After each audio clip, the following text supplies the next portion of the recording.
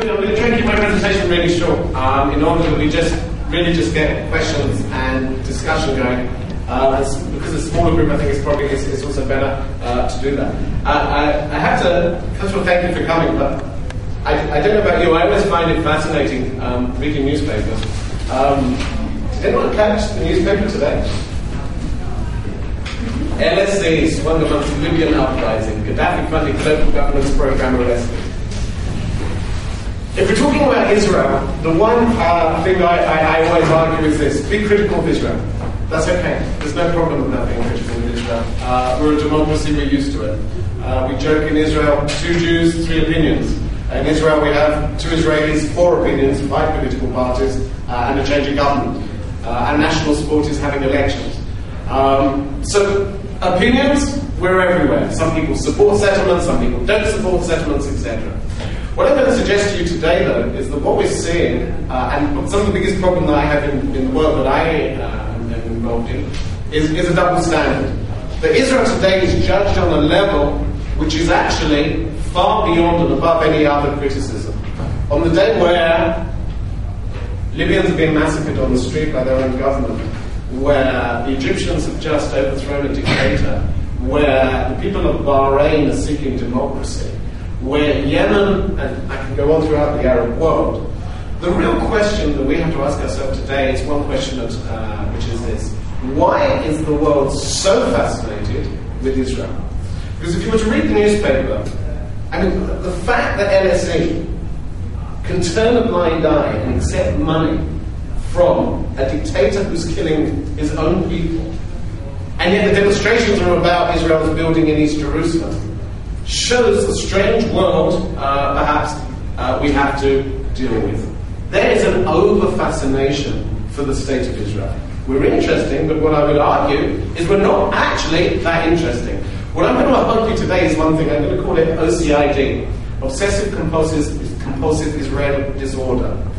There seems to be today a remarkable fascination that whatever you are, if you're liberal and progressive, you have to be against the state of Israel. I was speaking to a group in Israel of gay, lesbian, transgender participants. Everyone on the group is coming to Israel, gay, transgender in Israel. These guys were remarkably critical of Israel. So I went to them and I said, you know what? I'm critical. Everyone's critical. It's good that you're critical. More than that, I'm happy that when I wake up on a Friday morning and read our papers, which is the equivalent of the Sunday Times or something in England, that there's a new politician being charged with corruption, that you have a president who's being charged with... You have a democracy going on.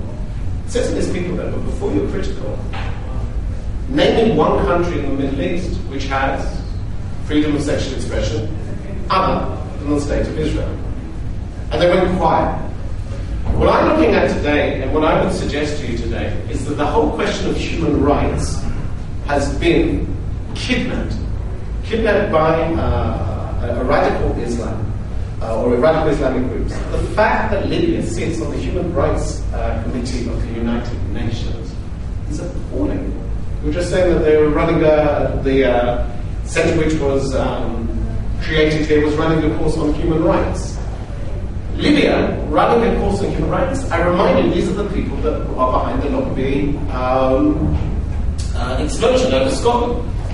Yet what happens in, unfortunately, many universities, including the present that we have at the moment, not to insult my guest too much, is a blind ignorance for, or a double standard towards, values regarding the state of Israel. If it's Israel, it's got to be bad.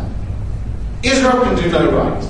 And when you get to that situation, that's what I call anti-Semitism. Criticism of Israel is not anti-Semitic. Anti-Semitic criticism of Israel is. If you hold Israel in a standard which can do, where Israel can do no right, that it shouldn't exist, then I think that's certainly a double standard today. What I would argue is, today we're dealing with issues which are not between Israelis and Palestinians. I would argue it's between, we're seeing this in the Arab world as well, an argument between those extremists and pragmatists. By the way, extremists on our side as well, on the Israeli side as well. But what we're seeing is, there's a fundamental choice. Do you work towards a two-state solution? Or do you work towards the destruction of each other's entity? We have some Israelis who don't recognize the fact that 3.5 million Palestinians live and are seeking independence. And we have a very large Arab world that seeks the destruction, by majority, of the state of Israel until today. What I'm arguing is one thing. We have to decide, as people who, I don't know where you put yourself on the political spectrum, but I put myself certainly on the left, as someone who seeks political and human rights, where should we stand? Again, the irony that we see and the double standard that we see is in front of us. Take a couple of examples to put up in front of you. People always talk about Israeli checkpoints. They say, oh, seen an Israeli checkpoint? Been through an Israeli checkpoint? No, why did Israeli checkpoint? So, some people, I go through Israeli checkpoints every day. I don't live in the West Bank. Alright? My house is on the border. So I love when I come to England and people talk to me about security. You always go about security. If you look out that window, see where that building is just across the window? That's from my house. This is the lounge. That would be Palestine. I would like an independent Palestinian state. I would like Palestinians to be independent. The question is, how do you guarantee that I'm going to be secure sitting in my lounge? Checkpoints, people are stopped, people are inspected. Good, bad. I drive through them and I see people waiting perhaps for too long. You know what? 6 months ago, a car didn't stop. They shot up the tyres of the car. And this is a checkpoint outside my house. And sure enough, they opened up the boot. And inside were explosives. So what I'm getting at is yes, human rights are an important issue. But one, the finger of human rights contravention on contradicting human rights is always pointed at Israel and nobody else. Thank you, LSE. And two, there's a choice. Do we have the right to stop people, inspect people, when you're living in a situation which is a real threat to real people? And I think that that's certainly the case with Israel. When we look, for example, the other controversial is Israel's fence, wall, barrier. As if that Israel is the only country in the world that has one.